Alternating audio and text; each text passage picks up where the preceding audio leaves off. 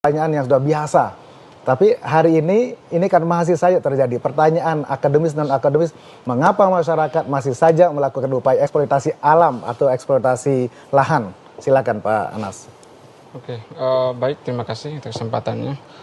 Tentu ini menjadi dinamika yang terus terjadi di kalangan masyarakat yang ada di NTB khususnya.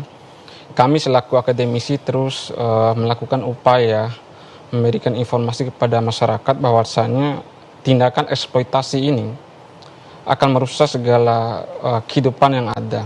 Yang dimana pada saat ini kita sering melihat bahwa ternyata eksploitasi ini bukan sekedar dilakukan oleh beberapa tambang-tambang besar.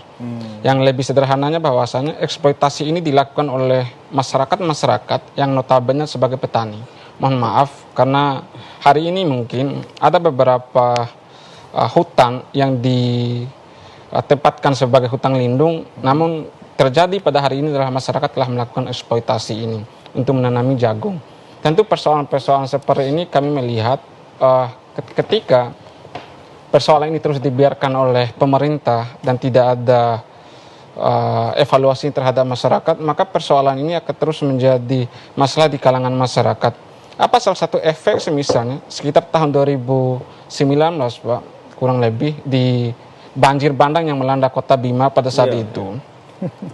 Padahal kota Bima itu adalah hili dari wilayah yang ada di Kabupaten Bima. Gitu. Jadi hulunya dibabak habis di sana. Ada salah satu hutan yang ada di Kabupaten Bima disebut hutan jati di sana, Bang.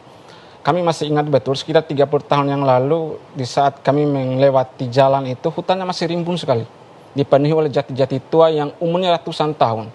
Namun ketika terjadi alih fungsi lahan dari lahan hutan lindung tadi menjadi lahan pertanian atau perkebunan, maka semua hutan-hutan yang seharusnya menjadi pelindung bagi bumi itu dilakukan eksploitasi yang cukup besar pada saat itu. Oke.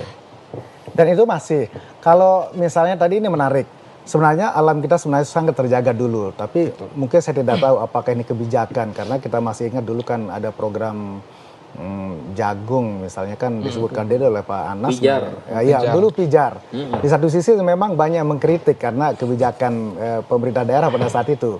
Betul. Nah kalau memang faktanya ini kan legalisasi menurut saya, bukan ilegal. Atas nama kebijakan lalu hutan dialih fungsi menjadi lahan pertanian. Sebenarnya itu kan sah dalam konteks kebijakan. Namun di sisi lain apakah itu juga tidak sah dalam konteks tata ruang atau kebijakan yang didasarkan oleh masyarakat? Ditambah dulu Pak Anas. Oke. Betul yang di pertanyaan. Sebenarnya ini menjadi sebuah bumerang sebenarnya. Di sisi lain DLHK serta instansi-instansi terkait terus mengupayakan untuk menghindari terjadinya eksploitasi itu. Namun di sisi lain juga pemerintah telah memberikan bibit-bibit jagung.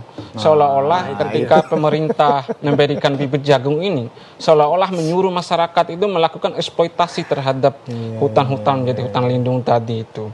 Namun di sisi lain, itu pertanyaan saya, Pak Anas, tidak bisa dihentikan nggak upaya-upaya nanam jagungnya itu, kalau sapi dan jagung dan rumput laut kan dulu. Saya tidak bermaksud untuk mengkritik misal kebijakan sudah lewat, tapi kan kita masih bertahan bahwa Bima itu kan masih pada upaya penanaman jagung.